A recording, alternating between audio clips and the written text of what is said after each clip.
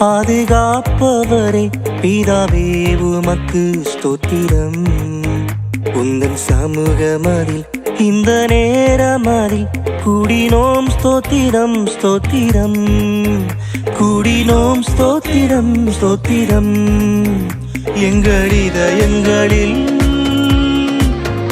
உந்தன் வசனம் தாரும், பாதைக்கு வெளிச்சம் வசனம், பாதைக்கு வெளிச்சம் வசனம். இயேசு கிறிஸ்துவின் திருப்பெயரினாலே உங்களை மிகுந்த அன்போடு வாழ்த்துகிறேன். ஜெப வாழ்வு என்கிற தலைப்பிலே நாம் தொடர்ந்து கற்று வருகிறோம். அதனுடைய நிறைவு பகுதியை இந்த நாளிலே கற்றுக்கொள்ள இருக்கிறோம். அன்புக்குரியவர்களே, இந்த வாட்ஸ்அப் ஊழியத்தை நீங்கள் தயவு செய்து ஜெபத்தோடு தாங்கும்படியாக உங்களை அன்போடு கேட்கிறோம். நீங்களும் உங்களுடைய நண்பர்களும் உறவினர்களும் இதை கேட்டு பயனடைவது மட்டுமல்ல, இதிலே சப்ஸ்கிரைபராக உங்களை இணைத்து கொண்டு இந்த ஊழியத்திலே நீங்கள் எங்களை உற்சாகப்படுத்த வேண்டும் என்று உங்களை அன்போடு கேட்கிறோம். ஆண்டவராக இயேசு கிறிஸ்து கற்றுக் கொடுத்த இந்த முன்மாதிரி ஜெபம் மத்தேயு நற்செய்தி நூலிலே இருக்கிறது, 6ஆம் அதிகாரத்தில். அதோடு கூட லூக்கா 11ஆம் அதிகாரத்திலும் இடம்பெற்றிருக்கிறது. இந்த லூக்கா 11ஆம் அதிகாரத்தில் மத்தேயு நற்செய்தி நூலிலே இடம்பெற்றிருக்கிற ஒரு வாக்கியம் அங்கே இல்லை. அதாவது கடைசியாக இதை நீங்கள் பார்ப்பீர்கள் என்றால், ராஜ்யமும் வல்லமையும் மகிமையும் என்னென்றைக்கும் உடையவைகளே என்று மத்தேயு நற்செய்தி நூலிலே இந்த ஜெபம் முடிவடைகிறது. ஆனால் இந்த கடைசி வாக்கியம் லூக்கா நற்செய்தி நூலிலே இடம்பெறவில்லை. ஆனால் இந்த வாக்கியம் மிக முக்கியமான ஒரு வாக்கியமாக கருதப்படுகிறது. ராஜ்யம், வல்லமை, மகிமை இவை எல்லாம் ஆண்டவருக்கே சொந்தமானது என்பதை அனுதினமும் நாம் நல்ல புரிதலோடு அறிக்கை செய்ய வேண்டியது அவசியம். இந்த ராஜ்யம், வல்லமை, மகிமை என்பதை நான் புரிந்து கொள்ளக்கூடிய எளிமையான சில வார்த்தைகளை பயன்படுத்தி உங்களுக்கு சொல்ல விரும்புகிறேன். ராஜ்யம் நிலம், வல்லமை ஆற்றல் அல்லது அதிகாரம், மகிமை புகழ்.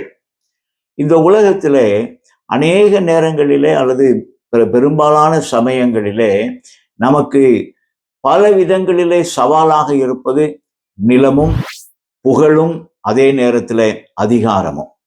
மனிதன் இந்த 3 காரியங்களுக்காக மட்டும்தான் அதிகமாக பிரயாசப்படுகிறான், போராடுகிறான். யாரை குறித்தும் கவலைப்படாமல் இதிலே நிலத்தை சேர்க்க வேண்டும் என்று பிரயாசப்படுகிறான், தனக்கு புகழ் வர வேண்டும் என்று சொல்லி நினைக்கிறான். அது மட்டுமல்ல, அதிகாரத்தை பெற்றுக்கொள்ள வேண்டும் என்றும் நினைக்கிறான். அன்புக்குரியவர்களே, ஒருவேளை இந்த வாக்கியத்தை நாம் படிக்கும்போது ஆண்டவர் நினைவுபடுத்துகிற ஒரு காரியம் என்ன என்றால், 24ஆம் சங்கீதம் 1 வசனத்திலே சொல்லப்பட்டது போல, பூமியும் அதன் நிறைவும் கர்த்தர் உடையது. It belongs to God. யாரும் அதை சொந்தம் பாராட்ட முடியாது. ஒருவேளை மனிதன் இந்த உலகத்தை சம்பாதித்து இந்த உலகத்திலே புகழை ஏற்படுத்தி கொண்டு இந்த உலகத்திலே அதிகாரத்தை ஏற்படுத்த வேண்டும் என்று நினைப்பானால் அவன் தன்னைத்தானே ஏமாற்றி கொள்ளுகிற ஒரு நபராயிருப்பான். அதன் மூலமாக இந்த உலகத்திலே நான் என்னுடைய நிலைப்பாட்டை அல்லது என்னுடைய நிலையை உறுதி செய்து கொள்ள வேண்டும் என்று நான் திட்டமிடுவேன் என்றால் நிச்சயமாகவே அது சாத்தியமில்லாதது என்பதை நாம் மறந்துவிடக்கூடாது. எனவே தான் இந்த ஜெபத்தை ஆண்டவர் நிறைவு செய்யும் போது சொல்லுகிறார், ராஜ்யம், வல்லமை, மகிமை இவை எல்லாமே உமக்கு சொந்தமானது சுவாமி. இதை நாம் ஒவ்வொரு நாளும் நல்ல புரிந்து கொள்ளுதலோடு கூட அறிக்கை செய்ய வேண்டும். ஆண்டவரே, இந்த நிலம், இந்த உலகத்துல நீர் எனக்கு கொடுத்திருக்கிற புகழ், எனக்கு கொடுத்திருக்கிற அதிகாரம் இவை எல்லாமே உமக்குரியது. Everything belongs to God. நீங்களும் நானும் இந்த உலகத்துல கூடார வாழ்க்கை வாழுகிறவர்கள். பவுலடியார் இந்த உலக வாழ்க்கையை குறித்து சொல்லும் போது 2 வார்த்தைகளை பயன்படுத்துகிறார். 2 கொரிந்தியர் 5ஆம் அதிகாரத்துல கூடாரம் என்கிற சொல், இன்னொன்று வீடு என்கிற சொல். இந்த வீடு என்பது நித்திய வாழ்வோடு தொடர்புடையது, நித்திய வீடு. அதுதான் நிரந்தரமானது. கூடாரம் என்பது தற்காலிகமாக தங்குமிடம், அது நிரந்தரம் அல்ல. எந்த நேரத்திலும் அது மாற்றப்படலாம். எனவே இந்த உலகத்திலே நிரந்தரமற்ற வாழ்க்கை வாழ்ந்து கொண்டிருக்கிற நீங்களும் நானும் ஒவ்வொரு நாளும் அறிக்கை செய்ய வேண்டிய ஒரு காரியம், ஆண்டவரே, ராஜ்யம், வல்லமை, மகிமை இவை எல்லாமே உமக்கு சொந்தமானது சுவாமி. ஒருவேளை எனக்கென்று நிலம் இருக்கிறது, எனக்கென்று அதிகாரம் இருக்கிறது, எனக்கென்று புகழ் இருக்கிறது என்று சொன்னால் இவை அனைத்தும் கர்த்தருக்கு சொந்தமானது. என்னுடைய வாழ்க்கையில ஆண்டவர் இதை அனுமதித்திருக்கிறார்.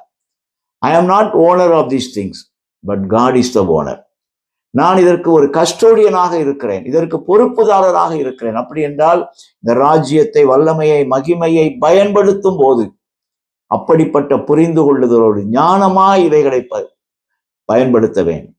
ராஜ்யம், வல்லமை, மகிமை இவை ஒன்றும் நம்மை நித்தியத்திற்கு சேர்க்காது, நம்முடைய ஆத்மாவுக்கு மீட்பை ஏற்படுத்தி கொடுக்காது. இவையெல்லாம் இந்த உலகத்தோடு முடிந்து போகிற விஷயங்கள், இந்த உலகத்தோடு நின்று விடுகிற விஷயங்கள். எனவே அந்த புரிந்து கொள்ளுதலோடு இவை அனைத்தும் ஆண்டவருக்கு சொந்தமானது.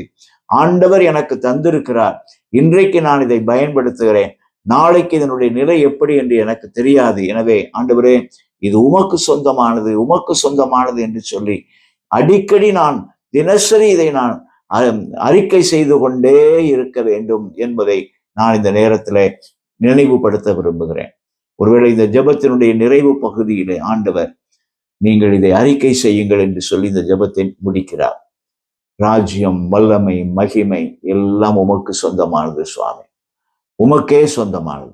அந்த அடிப்படையில இவைகளை அறிக்கை செய்து ஒவ்வொரு நாளும் ஆண்டவருக்கு சொந்தம், நான் எனக்கு இருக்கிற அனைத்தும் ஆண்டவருக்கு சொந்தம் என்கிற புரிந்து கொள்ளுதலோடு நம்முடைய வாழ்க்கையை தொடருவோம் என்றால் நம்முடைய வாழ்க்கையிலே நாம் அநேகருக்கு ஆசீர்வாதமாய் வாழ முடியும். இல்லை என்றால் பேராசை பிடித்தவர்களாக, சுயநலம் உள்ளவர்களாக வாழ்ந்து உறவுகளிலே நாம் கேடுகளை விளைவிக்கிறவர்களாக இருப்போம். எனவே ராஜ்யம், வல்லமை, மகிமை அனைத்தும் உமக்கே சொந்தமானது என்கின்ற அறிக்கையோடு நம்முடைய ஜெப வாழ்விலே ஒவ்வொரு நாளும் இதை உறுதி செய்து கொள்வோம்.